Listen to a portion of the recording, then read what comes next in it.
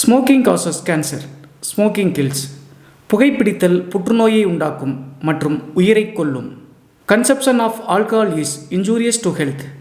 மது அருந்துதல் உடல் நலத்திற்கு கேடு விளைவிக்கும். Be safe, don't drink and drive. பாதுகாப்பாக இருப்பீர், மது அருந்துவிட்டு வாகனம் ஓட்டாதீர்.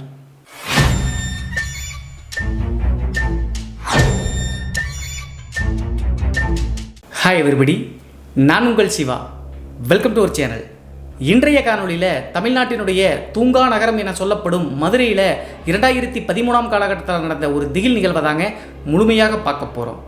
இந்த சம்பவத்தில் வாடகைக்காக ஆம்னி அப்படிங்கிற வண்டியை ஓட்டக்கூடிய ஒரு டிரைவருக்கு நடந்த திகில் மற்றும் அமானுஷ்ய சம்பவம் தாங்க இன்றைய காணொலி. ஸோ இன்றைய காணொலியும் கொஞ்சம் கூட சுவாரஸ்யம் மற்றும் த்ரில்லிங் குறையாமல் நீங்கள் அப்படியே எதிர்பார்க்கலாங்க. இதுபோன்று உங்களுடைய வாழ்க்கையிலும் ஏதாவது திகில் சம்பவம் நடந்துருந்துச்சுன்னா இந்த மின்னஞ்சல் மூலியமாக அதை ஷேர் பண்ணலாங்க. ஒருவேளை மின்னஞ்சலில் டைப் பண்ணுறது கஷ்டமாக இருந்துச்சு அப்படின்னா நம்ம சேனலினுடைய இன்ஸ்டாகிராம் லிங்க்கை கீழே டிஸ்கிரிப்ஷனில் கொடுத்துருக்கேங்க.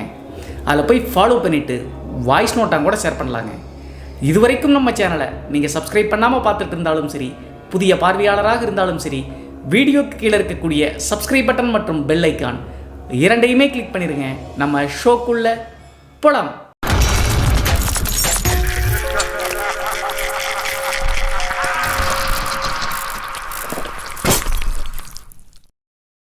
இந்த அமானுஷ்ய சம்பவம் நான் ஏற்கனவே சொன்ன மாதிரி தமிழ்நாட்டினுடைய தூங்கா நகரம் என சொல்லப்படும் மதுரையிலிருந்து ஒரு 15 கிலோமீட்டர் தொலைவில் இருக்கக்கூடிய அழகிய கிராமத்தில் 2013 காலகட்டத்தில் நடந்த சம்பவங்க. இந்த சம்பவத்தை நம்மளுக்கு மின்னஞ்சல் மூலியமாக ஷேர் பண்ணது உத்தமச்செல்வி அப்படிங்கிற நம்ம சேனலுடைய சப்ஸ்கிரைபருங்க. இந்த நிகழ்வு 2013 காலகட்டத்தில் அவங்களுடைய அப்பாவான உத்தமன் அப்படிங்கிற நபருக்கு நடந்த திகில் நிகழ்வுங்க. அப்படி என்ன நடந்துச்சு அப்படி சொல்லி பார்த்தா 2013 காலகட்டத்தில் இந்த உத்தமச்செல்வி மற்றும் அவங்களுடைய தங்கச்சி, அப்பா, அம்மா இந்த 4 பேரும் சேர்ந்து நான் ஏற்கனவே சொன்ன மாதிரி மதுரையிலிருந்து 15 கிலோமீட்டர் தள்ளி இருக்கக்கூடிய ஒரு கிராமத்தில் வச்சாங்க. இந்த உத்தமன் அப்படிங்கிற இந்த நபருக்கு என்ன தொழில் அப்படின்னு சொல்லி பார்த்தா அவங்களுடைய கிராமத்திலிருந்து ஒரு 7 கிலோமீட்டர் தள்ளி ஒரு பெரிய டவுன் இருக்குங்க. அந்த டவுனில் ஏகப்பட்ட தனியார் பள்ளிக்கூடங்கள் இருக்குங்க. அந்த தனியார் பள்ளிக்கூடத்தினுடைய ஒரு பேருந்து ஓட்டுநராக தாங்க இந்த உத்தமன் இருந்திருக்காரு. காலையில் ஒரு ட்ரிப், சாயந்தரம் ஒரு ட்ரிப். இதை தவிர உத்தமனுக்கு பள்ளிக்கூடத்தில் வேற வேலையே கிடையாதுங்க. அதற்கு பதிலாக பள்ளிக்கூடத்தில் இருக்கக்கூடிய சின்ன சின்ன வேலைகளை உத்தமன் கிட்ட வாங்குவாங்க. அதே நேரத்தில் காலை மற்றும் மாலை மட்டும்தான் அந்த பஸ் ஓட்டக்கூடிய வழக்கம் இருக்கக்கூடிய காரணத்தினால சம்பளமும் மிக குறைவுங்க உத்தமனுக்கு. அப்போது உத்தமன் ஒரு காலகட்டத்துக்கு மேலே என்ன பண்ணுறது அப்படின்னு சொல்லிட்டு யோசிக்க ஆரம்பிச்சாருங்க. ஏற்கனவே உத்தமச்செல்வி மற்றும் அவங்களுடைய தங்கச்சி 2 பெண் குழந்தைகள் இருக்கு, மனைவி இருக்காங்க. இந்த சின்ன சம்பளத்தை வச்சு எப்படி வாழ்க்கையை ஓட்டுறது அப்படின்னு சொல்லிட்டு ஒரு கசப்பான அனுபவத்தை ஃபீல் பண்ண ஆரம்பிச்சாருங்க. அந்த டைமில் இந்த உத்தமனுக்கு திடீர்னு ஒரு நல்ல ஐடியா ஒன்று வருதுங்க. அது என்ன அப்படின்னு சொல்லி பார்த்தா உத்தமனுடைய மனைவிக்கு கொஞ்சம் கொஞ்சமாக சம்பாரித்து நகைகள் ஒரு 10 பவுனுக்கு மேலே போட்டிருக்காருங்க. அந்த 10 பவுனை வாங்கி அடமானம் வச்சு செகண்ட் ஹேண்டில் ஒரு ஆம்னி வண்டி வாங்கணும் அப்படின்னா நல்ல வாடகைக்கு ட்ரிப் அடிக்கலாம் அப்படின்னு சொல்லிட்டு முடிவெடுக்கிறாருங்க இந்த உத்தமன். கடைசியாக தன்னுடைய மனைவி கிட்டையும் போய் இந்த ஐடியாவை சொல்கிறாருங்க. அவங்களுடைய மனைவியும் உத்தமன் சொன்ன விஷயத்துக்கு அக்செப்ட் பண்ணிட்டாங்க. என்ன காரணம் அப்படின்னா உத்தமன் சொல்வது சரிதாங்க. அந்த தனியார் பள்ளிக்கூடத்தில் மிக குறைவான சம்பளங்க, அது மட்டும் இல்லாமல் எடுபடி வேலைகள் நிறைய வாங்குறாங்க. தன்னுடைய கணவர் இப்படி இருப்பது அவங்களுக்கும் பிடிக்கலைங்க. அதே நேரத்தில் உத்தமன் கிட்ட வேற எந்த கெட்ட பழக்கமும் கிடையாதுங்க. இதெல்லாம் யோசிச்சு பார்த்து ஆம்னி வேணா செகண்ட் ஹேண்டில் வாங்கி கொடுத்தோம் அப்படின்னா கணவர் நல்ல குடும்பத்தை பார்த்துக்குவார் அப்படின்னு சொல்லிட்டு முடிவெடுக்கிறாங்க. அதற்கடுத்து மனைவியினுடைய நகையெல்லாம் எடுத்துகிட்டு போய் ஒரு பிரைவேட் ஃபைனான்ஸில் அடமானம் வச்சு ஒரு செகண்ட் ஹேண்ட் ஆம்னியை தேட ஆரம்பிக்கிறாங்க. நல்ல ஆம்னி எடுக்கணும் அப்படின்னு சொல்லிட்டு முடிவெடுத்து கடைசியாக ஒரு வார காலகட்டம் கழிச்சு செகண்ட் ஹேண்டில் ஒரு நல்ல ஆம்னியையும் பார்த்துறாருங்க. அதற்கடுத்து அந்த வண்டிக்கு தேவையான விலையெல்லாம் பேசி முடிச்சு வீட்டுக்கு சேருதுங்க அந்த ஆம்னி. உத்தமனுடைய பிளான் என்ன அப்படின்னு சொல்லி பார்த்தா அந்த ஆம்னியை வச்சு ஏற்கனவே வேலை செஞ்ச அந்த தனியார் பள்ளிக்கூடத்தில் பார்த்தீங்கன்னா நிறைய பேர் சொந்த ஆம்னி வச்சுருக்கவங்க காலை மற்றும் மாலை ஸ்கூல் பசங்களை கூப்பிட்டு ட்ரிப் அடிப்பாங்க. அது ஒரு வருமானம் வரும். அதே நேரத்தில் காலையில் ட்ரிப் அடித்து முடிச்சோம் அப்படின்னா மீதி சாயந்தரம் வரைக்கும் இடையில் இருக்கக்கூடிய கேப்பில் மற்ற வாடகைக்கு போயிட்டு வந்தோம் அப்படின்னா அதுலேயும் வருமானம் வரும். அதே நேரத்தில் மாலை 6 மணிக்கு மேலே ஸ்கூல் ட்ரிப் இருக்காதுங்க. 6 மணிக்கு மேலே 9 மணி 10 மணி வரைக்கும் மறுபடியும் ட்ரிப் அடிச்சோம்னா நல்ல வாடகை வரும் அப்படின்னு சொல்லிட்டு முடிவெடுத்து தான் இந்த ஆம்னியை வாங்குறாருங்க உத்தமன். இவர் நினச்ச மாதிரியே அந்த ஆம்னியை வாங்கி பூஜையெல்லாம் பண்ணி முடிச்சு கடைசியாக அந்த தனியார் பள்ளிக்கூடத்தில் போய் ட்ரிப்பெல்லாம் அடிக்கிறாருங்க ஸ்கூல் பசங்களுக்காக. நான் ஏற்கனவே சொன்ன மாதிரி காலையில் ஸ்கூல் பசங்களெல்லாம் விட்டு ட்ரிப் அடித்து முடிச்சு 10 மணி வரைக்கும் ஸ்கூல் ட்ரிப் அடிக்கணுங்க. 10 மணிலிருந்து மறுபடியும் 4 மணி வரைக்கும் லோக்கல் இருக்கக்கூடிய ஏதாவது வாடகைக்கு வண்டி போயிட்டு வருங்க, வருமானம் அதிகமாச்சு. அதற்கடுத்து 4 மணிலிருந்து 6 மணி வரைக்கும் மறுபடியும் மாணவர் செல்வங்களை எடுத்து போய் விட்டுட்டு வந்து 6 மணிலிருந்து 9 மணி 10 மணி வரைக்கும் ட்ரிப் அடிப்பாருங்க. இதை வழக்கமாக செஞ்ச காரணத்தினால நல்ல வருமானம் வர ஆரம்பிச்சுங்க. உத்தமன் நினைச்ச மாதிரியே கிட்டத்தட்ட 3 மாத காலகட்டங்கள் அந்த ஆம்னியை வச்சு நல்ல வருமானம் வந்த காரணத்தினால குடும்பம் சந்தோஷமா போயிட்டு இருந்துச்சுங்க. இந்த டைம்ல தான் 3 மாத காலகட்டம் கழிச்சு உத்தமனுடைய வாழ்க்கையை தடம் புரண்டு போற மாதிரி ஒரு பயங்கரமான விஷயம் நடக்குதுங்க. என்ன ஆச்சு அப்படின்னு சொல்லி பார்த்தா, இந்த உத்தமனை பொறுத்தளவு இரவு 10 மணி வரைக்கும் தான் அவங்களுடைய கிராமத்திலிருந்து 7 கிலோமீட்டர் தள்ளி இருக்கக்கூடிய அந்த டவுன்ல ஸ்டாண்ட்ல வந்து வண்டி வச்சிருப்பாருங்க. 10 மணி ஆச்சு அப்படின்னா டான்னு வண்டி எடுத்துட்டு 7 கிலோமீட்டர் தொலைவில் இருக்கக்கூடிய அவங்களுடைய சொந்த வில்லேஜ் வீட்டுக்கு வருவது வழக்கங்க. அதே மாதிரி 3 மாத காலகட்டம் கழிச்சு ஒரு நாள் காலையில் ஸ்கூல் ட்ரிப்பெல்லாம் அடிச்சுட்டு சாயந்தர ட்ரிப்பும் அடிச்சு முடிக்கிறாருங்க. 6 மணிக்கு மேலே லோக்கலில் ஏதாவது வாடகை எப்போதுமே வருங்க. ஆனால் அன்றைய நாள் எந்த வாடகையும் வரலிங்க. ஏன்னா இன்னைக்கு சாயந்தரத்துக்கு மேலே வாடகை வரலையே அப்படின்னு சொல்லிட்டு யோசிச்சு உத்தமன் 10 மணி ஆச்சே கிளம்பலாம், நாளைக்கு பார்த்துக்கலாம்னு சொல்லிட்டு ஆம்னி வண்டி எடுத்துட்டு 7 கிலோமீட்டர் தொலைவில் இருக்கக்கூடிய அவங்களுடைய கிராமத்தை நோக்கி போயிட்டு இருக்காருங்க. அந்த டவுன்ல இருந்து கிராமத்துக்கு போகக்கூடிய வழிபாதை எல்லாமே ஸ்டேட் ஹைவே தாங்க. ஸ்டேட் ஹைவேனா தெரியுமில்ல, ஒரே சைடு இருக்கக்கூடிய ரோடுமா இருக்கும். அதே நேரத்தில் கிட்டத்தட்ட ஒரு 4 கிலோமீட்டர் தூரம் மெயின் ரோட்லேயே போயிட்டு அதற்கடுத்து ஒரு 3 கிலோமீட்டர் தூரம் உள்ள வில்லேஜ் ரோட்டில் போய் தான் வில்லேஜை ரீச் பண்ணணுங்க. இந்த மாதிரி அமைப்போடு இருக்கக்கூடிய அந்த ரோட்டில் தான் தன்னுடைய வண்டியை எடுத்துட்டு 10 மணிக்கு மேலே கிளம்பி போயிட்டு இருக்காருங்க. கரெக்டாக அந்த டவுன்லேருந்து ஒரு 4 கிலோமீட்டர் தூரம் போய் அந்த 3 கிலோமீட்டர் கட் ஆகணும்ல, அந்த இடத்துக்கு பக்கத்தில் போய் டேர்ன் பண்ணலாம்னு சொல்லிட்டு வண்டியை டேர்ன் பண்ணும்போது அங்கே ஒரு கப்பிள்ஸுங்க, ஒரு கணவன் மற்றும் மனைவி வண்டியை குறுக்காட்டுறாங்க, ஏதோ பையோடு துணிமணிகள்லாம் வச்சுக்கிட்டு. உடனே உத்தமனும் வண்டியை நிப்பாட்டிட்டு என்ன ஆச்சு அப்படின்னு சொல்லி கேட்குறாங்க. இங்கிருந்து ஒரு 15-20 கிலோமீட்டர் தள்ளி ஒரு கிராமம் இருக்குது, அங்கே எடுத்து போய் ட்ராப் பண்ணுங்க, கடைசி பஸ்ஸை மிஸ் பண்ணிட்டோம், குழந்தைக்கு வேறு இருக்காங்க, நைட்டெல்லாம் நாங்கள் இல்லாமல் தூங்க மாட்டாங்க அப்படின்னு சொன்ன உடனே உத்தமனுக்கும் அது சரி அப்படின்னு சொல்லிட்டு பட்டுச்சுங்க. அன்றைய நாள் தான் மாலை 6 மணிக்கு மேலே ட்ரிப் எதுவும் இல்லாத காரணத்தினால சரி இதை பயன்படுத்திட்டு நல்ல வருமானம் ஈட்டலாம் அப்படின்னு சொல்லிட்டு அந்த கப்பிள்ஸை வந்து ஆம்னி வேனில் ஏற்றிக்கிட்டு வாடகையும் பேசி முடிச்சு 15 கிலோமீட்டர் தொலைவில் இருக்கக்கூடிய அவங்க சொன்ன கிராமத்துக்கு வண்டி போயிட்டு இருக்குங்க. கரெக்டாக 10 மணி 10:15 கிளம்பின வண்டி 11 மணி 11:30 மணி தோராயமாக அந்த இடத்துக்கு போய் சேர்ந்துருச்சுங்க. போகிற வரைக்குமே வந்து பார்த்தீங்கன்னா வண்டியை ஸ்லோ பண்ணி தான் ஓட்ட சொல்லியிருக்காங்க அந்த கப்பிள்ஸ். அதனால் 11:30 மணிக்கு அந்த கப்பிள்ஸ் எடுத்து போய் விட்டுட்டு வாடகையை வாங்கிட்டு திரும்பி ரிட்டன் தன்னுடைய சொந்த வில்லேஜுக்கு போகலாம்னு சொல்லிட்டு கிளம்புறாருங்க. இவர் அந்த கப்பிள் சொன்ன வில்லேஜுக்கு போனதுக்கான முக்கிய காரணம் என்ன அப்படி சொல்லி பார்த்தா, பகல் டைமில் 1 மாதத்துக்கு முன்னாடி ஒரு டைம் அந்த வாடகைக்கு போயிருக்காருங்க. வரும்போது வந்து பார்த்தீங்கன்னா மெயின் ரோட்லேயே வர தேவையில்லைங்க, வில்லேஜ் ரோடுக்கு வழியாக ஒரு ஷார்ட்கட் இருக்குங்க, அந்த வழியாக வந்தோம் அப்படின்னா கிட்டத்தட்ட ஒரு 5-6 கிலோமீட்டர் மிச்சமாகும். அந்த வழியாக வந்துடலாம் அப்படின்னு சொல்லிட்டு சூஸ் பண்ணி தான் அந்த இடத்துக்கு போய் இறக்கி விட்டுட்டு திரும்பி ரிட்டன் வர்றாருங்க. இவர் ஏற்கனவே நினைச்ச மாதிரி அந்த வில்லேஜில் இறக்கி விட்டு கிட்டத்தட்ட 1 கிலோமீட்டர் தூரம் போன உடனே மெயின் ரோட்டை ரீச் பண்ணாமல் குறுக்கு வழி பாதை இருக்குது அப்படின்னு சொல்லிட்டு நான் ஏற்கனவே சொன்ன பகல் டைம் போனார் அப்படின்னு சொல்லிட்டு அந்த வழிபாதையில் வண்டி விடுறாருங்க. அப்படி போனால் ஒரு 5-6 கிலோமீட்டர் மிச்சமாகும், வீட்டுக்கு சீக்கிரம் போயிடலாம் அப்படின்னு சொல்லிட்டு. ஏற்கனவே வில்லேஜ் சைடில் அந்த காட்டு வழி பாதையெல்லாம் ஆட்கள் நடமாட்டம் ஒரு 6 மணி 7 மணிக்கு மேலேயே இருக்க மாட்டாங்க.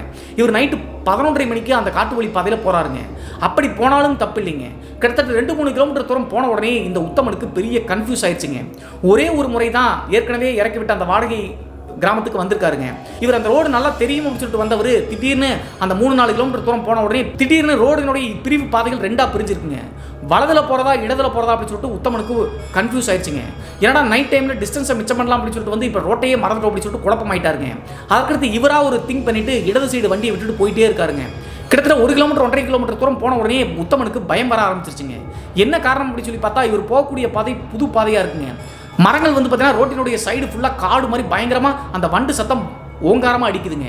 அதற்கடுத்து வேறு வழி இல்லை, நம்ம எப்படியாவது கண்டுபிடிச்சி போகலாம் அப்படின்னு சொல்லிட்டு கொஞ்சம் தூரம் போயிட்டே இருக்காருங்க. போகிற 2 கிலோமீட்டருக்கு ஒரு தடவை பிரிவு பாதைகள் வந்துகிட்டே இருக்குது. என்ன பண்ணுறது அப்படின்னு சொல்லி தெரியாமல் இப்படி வந்து மாட்டிக்கிட்டே சொல்லிட்டு மறுபடியும் ஆம்னியை விட்டு தெரியாத அந்த ரோட்டு பாதையிலேயே வேறு வழி இல்லாமல் போயிட்டு இருக்காருங்க. கரெக்டாக நள்ளிரவு 12 மணி 12:30 மணி தோராயமாக இருக்குங்க. குழப்பத்திலேயே எங்கே போயிட்டு இருக்கோம் அப்படின்னு சொல்லி தெரியாமல் போயிட்டு இருந்தது உத்தமனுக்கு திடீர்னு அங்கே ஒரு நல்ல வாய்ப்புன்னு அமைதுங்க. என்ன ஆச்சு அப்படின்னு சொல்லி பார்த்தா, இவர் அந்த காட்டு வழி பாதையில் போயிட்டு இருக்கும்போது ஒரு சின்ன கிராமங்கள் மாதிரி தள்ளி தள்ளி வீடுகள் இருக்கிற மாதிரி இருக்குங்க. அந்த பகுதியில் ஒரு சின்னதாக ஒரு ஸ்ட்ரீட் லைட் ஒன்று இருக்குங்க. அந்த ஸ்ட்ரீட் லைட்டுக்கு கீழே ஒரு பெண்மணி நிற்கிறாங்க, அழகாக இருக்காங்க. அது மட்டும் இல்லாமல் அந்த பெண்மணியை பார்த்த உடனே உத்தமனுக்கு அது புரிஞ்சிருச்சுங்க. என்ன காரணம் அப்படின்னு சொல்லி பார்த்தா, அந்த நள்ளிரவு நேரத்தில் நல்ல மல்லிகை பூலாம் வச்சு சேரி எல்லாம் கட்டி நீட்டாக இருக்காங்க. கொஞ்சம் தூரத்துலேருந்து பார்க்கும்போதே உத்தமன் என்ன நினைச்சிட்டார் அப்படின்னு சொல்லி பார்த்தா, ஹைவே ரோடு போகிறதுக்காக வெயிட் பண்ணுவாங்களாட்டிருக்கு, நம்மளுக்கு வேறு ரோடு போகிற வழி தெரியல, ஏன்னா மெயின் ரோடு ரீச் பண்ணிட்டோம் அப்படின்னா ஸ்ட்ரைட்டாக போயிடலாம், ஸோ நம்ம இவங்களை ஏற்றிக்கிட்டோம் அப்படின்னா ஹைவேவை ரீச் பண்ணிடலாம் அப்படின்னு சொல்லிட்டு அந்த பெண்மணி பக்கத்தில் போய் வண்டி நிறுத்துறாருங்க. நிறுத்தின உடனே அந்த பெண்மணி என்ன சொல்கிறாங்க அப்படின்னா, என்னை எடுத்து போய் ஹைவேல விடுங்க அப்படின்னு சொன்ன உடனே இவரும் சிரிக்கிறாருங்க. வாடகையெல்லாம் கொடுக்க வேண்டாமா, நானே வந்து வழி தெரியாமல் தான் சுற்றிட்டு இருந்தேன், நீங்கள் ஹைவே மட்டும் காமிச்சிட்டிங்கன்னா அங்கே ட்ராப் பண்ணிடுறேன், பணம் வேண்டாம் அப்படின்னு சொல்லிடுறாருங்க. அதற்கு அந்த பெண்மணி எந்த பதிலும் சொல்லாமல் ஆம்னியினுடைய பேக் சைடு ஏறிட்டாங்க. இவர் என்ன நினைச்சிட்டார் அப்படின்னு சொல்லி பார்த்தா, அந்த பெண்ணை பார்க்கும்போது பயப்படாமல் இருந்ததற்கான காரணம், ஹைவே ரோட்டில் வந்து பார்த்தீங்கன்னா இந்த பாலியல் தொழில் ஈடுபடக்கூடிய பெண்மணிகள் இருப்பாங்க இல்லையா, அந்த மாதிரி இருக்கக்கூடிய பெண்மணி தான். அதனால தான் அலங்காரம் பண்ணி இந்நேரத்துக்கு இருக்காங்க, நம்மளும் வந்து எடுத்து போய் அங்கே விட்டுட்டு போயிட்டோம் அப்படின்னா நம்மளுக்கு ரோடும் தெரியும் அப்படின்னு சொல்லிட்டு தான் அந்த வண்டியில் ஏற்றுறாருங்க. அதற்கடுத்து அந்த பெண்மணியை ஏற்றி மறுபடியும் 2-3 கிலோமீட்டர் தூரம் போயிட்டே இருக்கும்போது டக்குன்னு அங்கேயும் ஒரு பிரிவு பாதை வருதுங்க. இடது வலது அப்படி சொல்லிட்டு 2 பாதை பிரியுதுங்க. அப்போது அந்த பெண்மணி கிட்ட அம்மா மெயின் ரோட் ரீச் பண்ணுறதுக்கு எந்த வழியாக போகணும் அப்படின்னு சொல்லிட்டு கேட்டிருக்காருங்க. அது வரைக்கும் பேசாமல் வந்துட்டு இந்த பெண்மணி திடீர்னு உத்தமன் கிட்ட இடது சைடு போனோம் அப்படின்னா சீக்கிரம் வந்து மெயின் ரோட்டை ரீச் பண்ணிடலாம்னு சொல்கிறாங்க.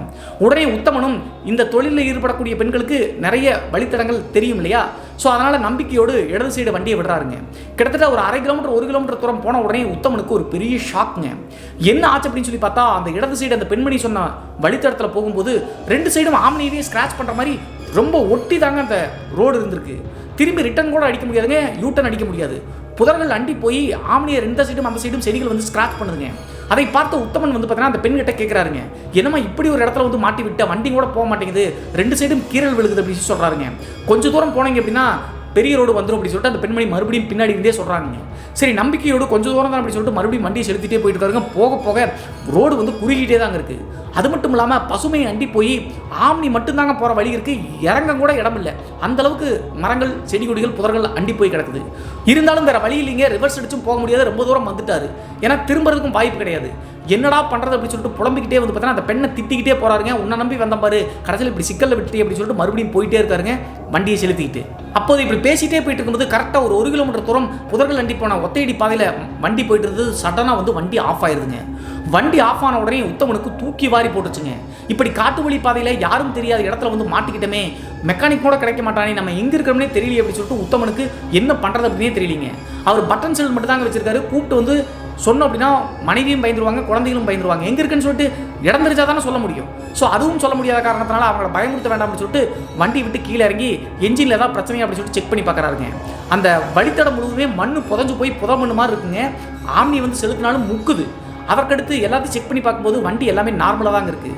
இவ்வளவு உத்தமன் கஷ்டப்பட்டு இருக்கும்போதும் ஜம்முன்னு அந்த பெண்மணி ஆம்னி கூட தாங்க உட்காந்துருக்காங்க. கடைசியாக எதுவுமே ஒர்க் அவுட் ஆகலையே, அந்த பெண்கிட்ட யாராவது கான்டாக்ட் நம்பர் இருக்கான்னு சொல்லி கூப்பிட்டு வர சொல்ல அப்படின்னு சொல்லிட்டு ஆம்னிக்குள்ளே பார்க்குறாருங்க. பார்க்கும்போது ஆம்னிக்குள்ளே அது வரைக்கும் உட்காந்துருந்த பெண்மணி அங்கே காணுங்க. அதற்கடுத்து ஷாக் ஆகிட்டாருங்க உத்தமன். உடனே அந்த பெண்ணினுடைய பேர் வேறு தெரியாது, அம்மா அம்மா அப்படின்னு சொல்லிட்டு கத்துறாருங்க.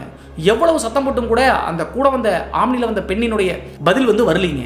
அதற்கடுத்து இவருக்கு ஒன்றுமே புரியலிங்க, திக்குமுக்கு ஆடிட்டாரு. சுற்றி வந்து காட்டு வழி பாதை, இறங்கி இந்த சைடு போனால் கூட பூச்சி புழு இருக்கும். இந்த பெண் எங்கே போனாங்க அப்படின்னு சொல்லிட்டு கிட்டத்தட்ட 5 நிமிடத்துக்கு மேலே கத்துறாருங்க. அதுக்கடுத்து 5 நிமிடம் கழிச்சு வந்த வழி அந்த ஆம்னி வந்து கொஞ்சம் தூரம் வந்துச்சுல, 10 அடி தூரத்துலேருந்து ஒரு புதர் சைடு அந்த பெண்மணி மறுபடியும் வர்றாங்க ஆம்னியை நோக்கி. அந்த பெண்மணியை பார்த்த உடனே இந்த உத்தமன் திட்டுறாருங்க, ஏமா பூச்சி புழுவுலாம் நிறைய இருக்கும், அங்கே எங்கம்மா போனா அப்படின்னு சொல்லி கேட்கும்போது அந்த பெண் எந்த பதிலும் சொல்லாமல் தலையை குப்புறக்க போட்டு ஆம்னிக்குள்ளே அதுவாக வந்து ஏறுதுங்க. அப்போது உத்தமன் மறுபடியும் அந்த பெண் எதற்காக போனாங்க அப்படின்னு சொல்லிட்டு அவருக்குள்ளேயே புரிஞ்சுக்கிட்டாருங்க. ஒருவேளை ரெஸ்ட் ரூம் காண வந்திருக்கும், அதனால் சொல்ல முடியாமல் அந்த காட்டுக்குள்ளே போய் ரெஸ்ட் ரூம் இருந்துட்டு வருவாங்களாட்டு அப்படின்னு சொல்லிட்டு தெரிஞ்சுக்கிட்டு இருந்தாலும் என்ன எதுன்னு கேட்காம ஜம்முன்னு போய் ஆம்னிக்குள்ளேயே உட்காராங்க அப்படின்னு சொல்லிட்டு இவருக்கு கோவங்க. அதே நேரத்தில் உத்தமனுக்கு எந்த வித கெட்ட பழக்கம் கிடையாதுங்க. இந்த மாதிரி பெண்களை உத்தமனுக்கு பிடிக்காதுங்க. ஆனால் வேற வழி கிடையாதுங்க. ரோடு வழி தெரியாத காரணத்தினால தான் அந்த பெண்ணை வந்து கூட கூப்பிட்டு வந்தார் ஹெல்ப்புக்காக. வாடகையும் கூட வேணாம் அப்படின்னு சொல்லிட்டு அதனால தான் சொன்னார். ஆனால் அந்த பெண் சொன்ன வழிபாதையில் வந்து இப்படி சிக்கிட்டேமே அப்படின்னு சொல்லிட்டு உத்தமன் ஒன்றும் புரியாமல் சத்தம் போட ஆரம்பிச்சிட்டாருங்க. ஏதாவது உதவி பண்ண முடியுமான்னு கேட்கும்போது அந்த பெண் அதற்கும் பதில் சொல்ல மாட்டேங்கிறாங்க. கடைசியாக உத்தமன் என்ன சொல்கிறார் அப்படின்னா, வண்டி இதற்கு மேலே நகராதமா, எல்லாமே கரெக்டாக இருக்குது, அதனால் நான் வண்டிக்குள்ளேயே கூட படுத்துக்கிறேன், நீ வந்து நடந்தே ஹைவே ரோடுக்கு போயிரு அப்படின்னு சொல்கிறாருங்க. எதற்காக இப்படி சொல்கிறாரு அப்படின்னு சொல்லி பார்த்தா அவங்க இந்த பாலியல் தொழில் ஈடுபடக்கூடிய காரணத்தினால அவங்களுக்கு இதெல்லாம் பயம் இருக்காது. சரி நிறைய பழக்கப்பட்ட வழித்தடமாக தான் இருக்கும், போமா அப்படின்னு சொல்லும்போது அந்த பெண் போக மாட்டேங்கிறாங்க. ஆம்னிக்குள்ளேயே உட்காந்துட்டு வண்டியை ஸ்டார்ட் பண்ணுங்க, ஸ்டார்ட் ஆயிரும் அப்படின்னே சொல்கிறாருங்க. எல்லாத்தையும் செக் பண்ணி பார்த்த காரணத்தினால உத்தமனுக்கு கோபம் தான் வருது. ஏமா நீ வண்டி விட்டு முதல்ல இறங்குமான்னு சொல்லும்போது வண்டி விட்டு இறங்க மாட்டேங்கிறாங்க. கடைசியாக அந்த பெண்மணி என்ன சொல்கிறாங்க அப்படின்னு சொல்லி பார்த்தா, நான் வந்து வண்டியை தள்ளுறேன், நீங்கள் ஸ்டார்ட் பண்ண முடியுமான்னு சொல்லி கேட்குறாங்க. அப்படி சொன்ன உடனே உத்தமன் என்ன சொல்கிறாருன்னா, நான் முன்னாடியே நினச்சம்மா ஆம்பளைனா தள்ளிடலாம், நீ ஒத்த பொம்பளை எப்படி தள்ள முடியும், நான் வண்டி டிரைவர் சீட்டில் உட்காந்தாதான் ஃபர்ஸ்ட் கியரை போட்டு மூவ் பண்ணி வண்டி ஸ்டார்ட் ஆகாதான்னு பார்க்க முடியும்னு சொல்கிறாங்க. அதெல்லாம் நான் தள்ளிடுவேன், நீங்கள் வண்டியை ஸ்டார்ட் பண்ண பாருங்க அப்படின்னு சொன்ன உடனே உத்தமனும் சரின்னு சொல்லிட்டு டிரைவர் சீட்டில் உட்காந்து ஃபர்ஸ்ட் கியரை போட்டு வண்டியை வந்து பார்த்தீங்கன்னா மூவ் பண்ண பார்க்குறாங்க. அதே நேரத்தில் வண்டியை விட்டு கீழே இறங்கி ஆம்னியை தள்ள பார்த்த அந்த பெண்மணி வந்து பார்த்தீங்கன்னா உத்தமன் நினச்சதை விட ரொம்ப ஃபோர்ஸாக இருக்காங்க. ஒரு 2 ஆம்பளைங்க 3 ஆம்பளைங்க சேர்த்து வண்டியை தள்ளினாதான் அந்த புதமன்லேருந்து ஆம்னி நகருங்க. ஆனால் அந்த பெண்மணி வந்து பார்த்தீங்கன்னா சாதாரணமாக தள்ளுறது சரசர வண்டி மின்னல் வேகத்தில் முன்னாடி மூவ் ஆகுதுங்க. அதற்கடுத்து ஆச்சரியமாக இருந்திருக்குங்க. ஆனால் இவ்வளோ பலசாலியாக அந்த பெண்மணி அப்படின்னு சொல்லிட்டு நினச்சிக்கிட்டு அப்போதும் அந்த பெண்ணை பற்றி ஒரு தப்பாக நினைக்கலிங்க. உடனே வந்து பார்த்தீங்கன்னா ரொம்ப வேகமாக அந்த வண்டியை தள்ளின காரணத்தினால ஃபர்ஸ்ட் கியரில் சடனாக போட்ட காரணத்தினால வண்டி ஸ்டார்ட் ஆயிடுச்சுங்க. அதற்கு பின்பு வண்டி ஸ்டார்ட் ஆன காரணத்தினால பெருமூச்சு விட்டு வண்டி நிறுத்துறாருங்க. அந்த பெண்மணி கூப்பிடலாம்னு சொல்லிட்டு உத்தமன் நினச்ச அடுத்த செகண்டே கண்ணுமைக்கும் நேரத்தில் வண்டி ஸ்டார்ட் ஆன அடுத்த செகண்டே பேக் சைடு வந்து பார்த்தீங்கன்னா அந்த பெண்மணி உட்காந்துட்டாங்க. அதுக்கடுத்து எப்படியோ எடுத்து போய் மெயின் ரோட்டில் விட்டுட்டு நம்ம வீட்டுக்கு போய் சேர்ந்துடலாம் அப்படின்னு சொல்லிட்டு மறுபடியும் ஒரு 10 அடி 20 அடி தூரம் தாங்க ஸ்டார்ட் ஆகிட்டு கூடிய வண்டியை நகர்த்துறாரு. ஒரு 10 அடி 20 அடி தூரம் போன உடனே மறுபடியும் ஒரு பெரிய ஷாக்ங்க. என்ன ஆச்சு அப்படின்னு சொல்லி பார்த்தா வண்டிக்கு முன்னாடி ராஜநாகம் அப்படின்னு சொல்லிட்டு நிறைய பார்த்துருப்பீங்க. தமிழ்நாட்டிலாம் ராஜநாகங்கள் எங்கே இருக்குது அப்படின்னே கண்டுபிடிக்க முடியல. சத்தியமங்கலம் ஃபாரஸ்ட்டில் இருக்குன்னு சொல்கிறாங்க. ஆனால் அதற்கு ஈக்குவல் இருக்கிற மாதிரி தாங்க அந்த இவங்க வண்டி போயிட்டு கூடிய ஃபாரஸ்ட் இருக்குது. ஸோ ஆம்னிக்கு முன்னாடி வந்து பார்த்தீங்கன்னா ஒரு பெரிய ராஜநாகங்கள் ஒரு 7 அடி 8 அடி இருக்கும்.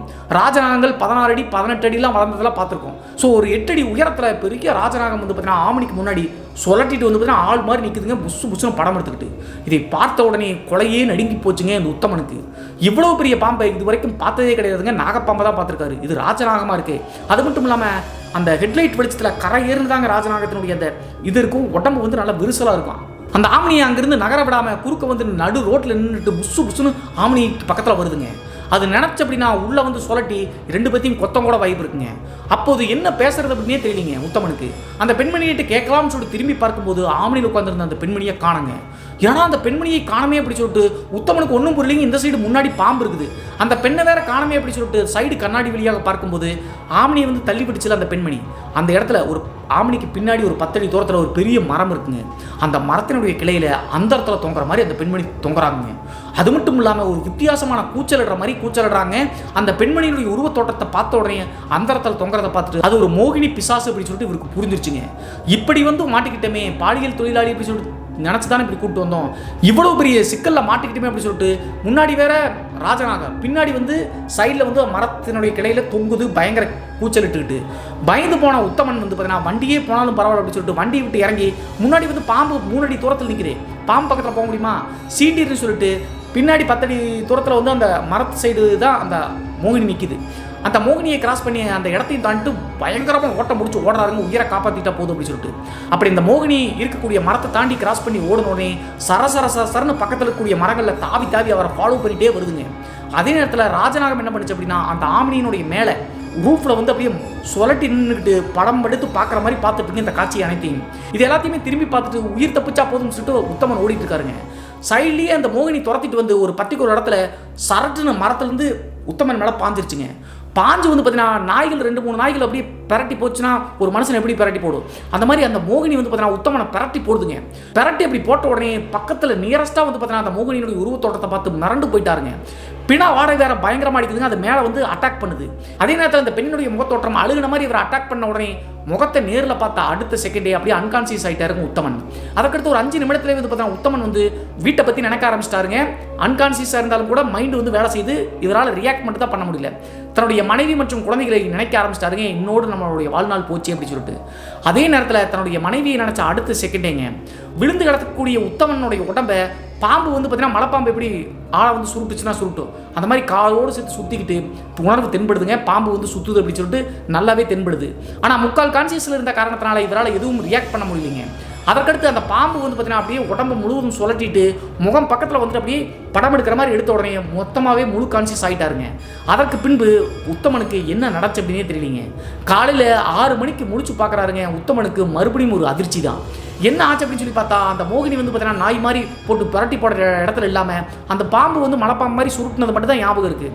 இப்போது எங்கே இருக்காரு அப்படின்னு சொல்லி பார்த்தா ஆம்னியை தாண்டி முன்னாடி சைடு பாம்பு வந்து நின்றுச்சுல்ல நைட்டு அந்த லெஃப்ட் சைடில் வந்து பார்த்தீங்கன்னா ஒரு ஒத்தையடி பாதை மாதிரி போகுதுங்க. அந்த ஒத்தையடி பாதையில் ஒரு 10 அடி 20 அடி தூரம் போனோம் அப்படின்னா அங்கே ஒரு நாகாத்தா கோவில் ஒன்று இருக்குங்க. அந்த கோவில் வந்து புத்து கோவிலுங்க. பக்கத்துலேயே வந்து பார்த்தீங்கன்னா கல்லில் வந்து பாம்பு சிலை அடித்து கும்பிட்டுருக்காங்க. நிறைய முட்டை அப்புறம் இந்த மஞ்சள் குங்குமம்லாம் வச்சு கும்பிட்டுருப்பாங்களாட்டுருக்கு. அங்கே வந்து மின்சார வசதியெல்லாம் கிடையாது. நைட் நேரத்தில் அந்த ஏரியாவுக்கு வரவே மாட்டாங்க உள்ளூர்காரங்க.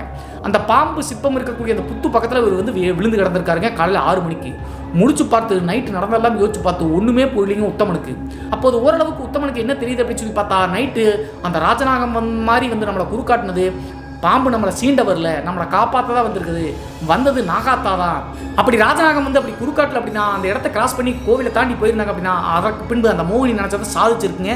இவரை கொண்டு கூட போட்டிருக்க வாய்ப்பு இருக்குது.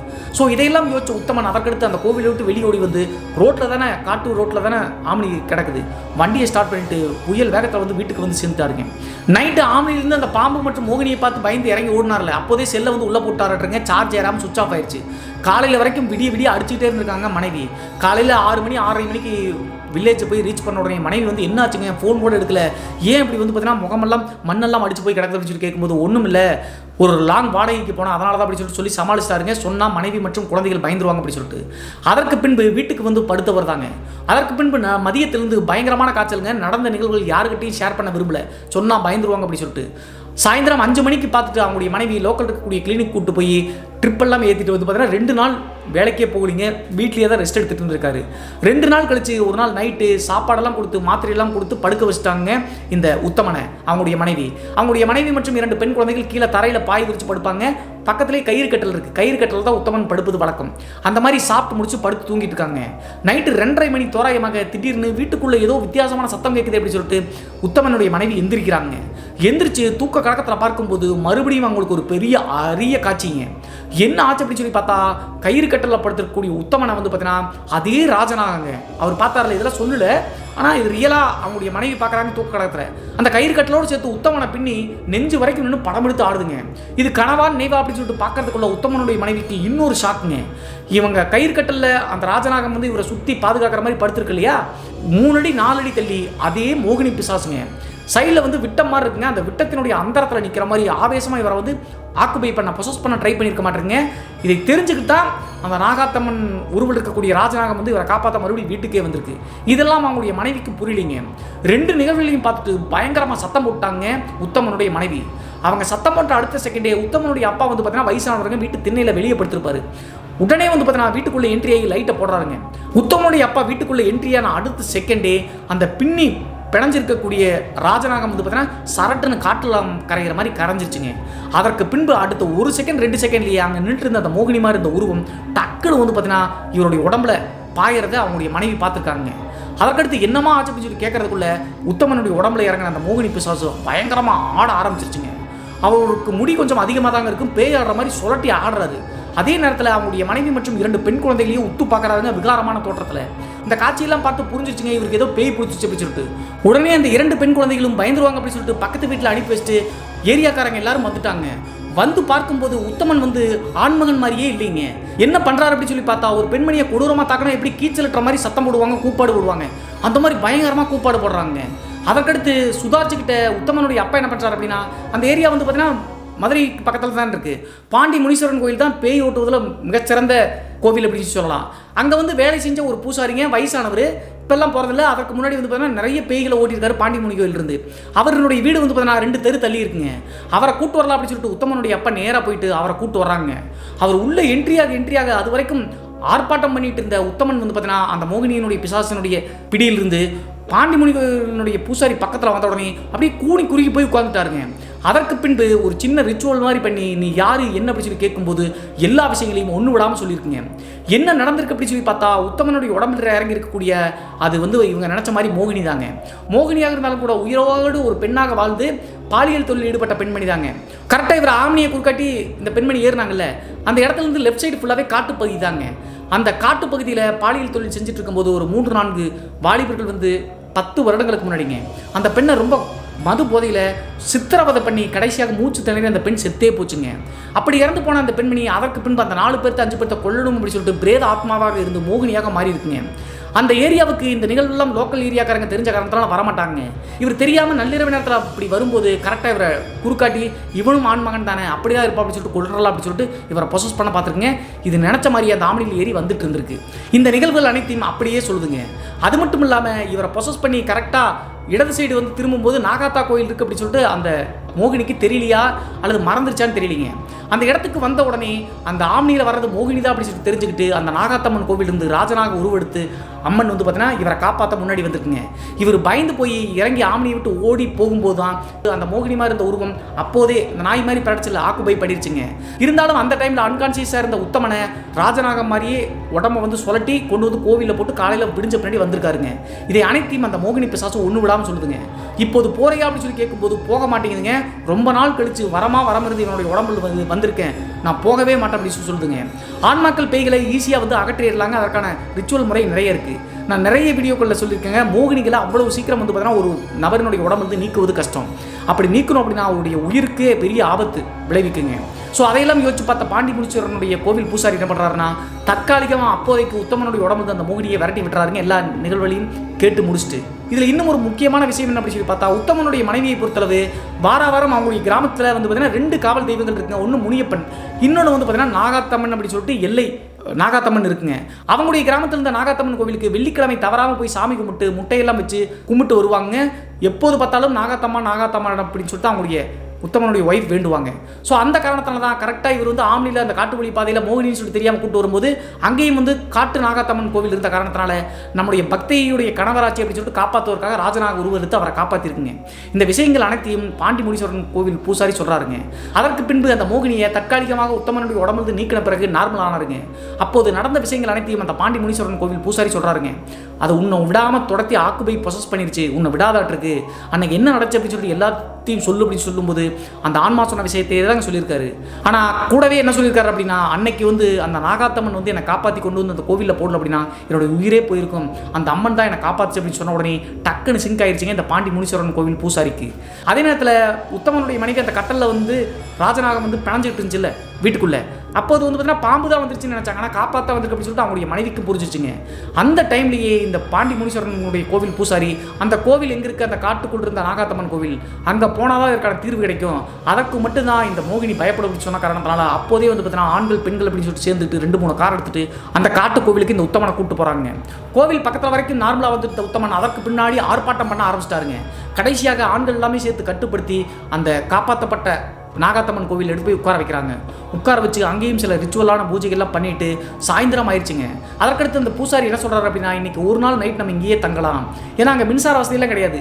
இருந்தாலும் வந்து பார்த்தீங்கன்னா நிறைய பேர் பக்தர்கள் வந்து பார்த்தீங்கன்னா மனசு புண்பட்டு வாழ்க்கை புண்பட்டு வந்தாங்க அப்படின்னா அங்கே தங்குவது வழக்கம். தீபமேத்தி வச்சுருவாங்க, சுற்றி நெருப்பு, அதில் தான் படுத்துவங்களா. பக்கத்தில் வந்து பெரிய புத்து இருக்குது, அங்கே அந்த ராஜநாகம் இருக்குது அப்படின்னு சொல்லிட்டு நம்புறாங்க. இவர் நேர்லேயே பார்த்துருக்காரு, இருந்தாலும் யாரையும் தீண்டாதாமங்க. ஸோ இந்த கோவில்லையே தங்கணும் அப்படின்னா அந்த நாகாத்தம்மன் நைட்டு நம்மளுக்கு கண்டிப்பாக அறிகுறி கொடுக்கும், நான் விளக்கிட்டேன் இனிமேல் பயப்படாதுன்னு சொல்லிட்டு நம்மளுக்கு ஏதாவது சிம்டம்ஸ் கொடுக்கும் அப்படின்னு சொல்லிட்டு பாண்டி முனீஸ்வரன் கோவில் பூசாரி சொன்ன காரணத்தினால சரின்னு சொல்லிட்டு அங்கேயே வந்து படுத்து தூங்குறாங்க. நைட்டு 1 மணி 1:30 மணி வரைக்கும் எல்லாரும் இருக்காங்க.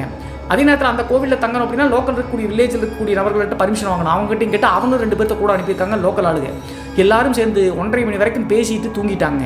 2 மணி 2:15 மணி தோராயமாக டக்குன்னு வந்து இந்த உத்தமன் எந்திரிச்சுக்கிறாருங்க. எந்திரிச்சு பக்கத்தில் இருக்கக்கூடிய அந்த நாகாத்தம்மன் வசிக்கக்கூடிய புத்தை பார்த்து கும்பிட்டுட்டு இருக்காருங்க. இவர் கும்பிட்றதை பார்த்துட்டு அந்த பாண்டி முனீஸ்வரன் கோவில் பூசாரி மனைவி எல்லாரும் எந்திரிச்சு பார்க்கும்போது அந்த ராஜநாகம் வந்து பார்த்தீங்கன்னா என்ன பண்ணியிருக்கு அப்படின்னு சொல்லி பார்த்தா, இவர் தூங்கிட்டு இருந்தார்ல உத்தமன், இவர் அப்படியே உடம்போடு சொல்லட்டி நெத்தியில் வந்து முத்தமிடுற மாதிரி விட்டுருக்குங்க. அப்படி முத்தமிட்டுச்சு அப்படின்னா நான் உன்னை காப்பாற்றிட்டு நீ கிளம்பலான்னு அர்த்தமாமங்க. அங்கே லோக்கல் இருக்கக்கூடிய நபர்கள் அந்த 2 பேர் வந்தாங்கல்ல, அவங்க சொல்லியிருக்காங்க. ஸோ அந்த உத்தமனுக்கு முத்தமிட்டுட்டு அப்படியே வந்து பார்த்தீங்கன்னா புத்துக்குள்ளே போயிருக்குங்க. பாதியில் எந்திரிச்ச நபர்கள் எல்லாமே அந்த வாள் மட்டும், அந்த ராஜநாகத்தினுடைய வாழை மட்டும் தான் பார்த்தாங்களாமுங்க.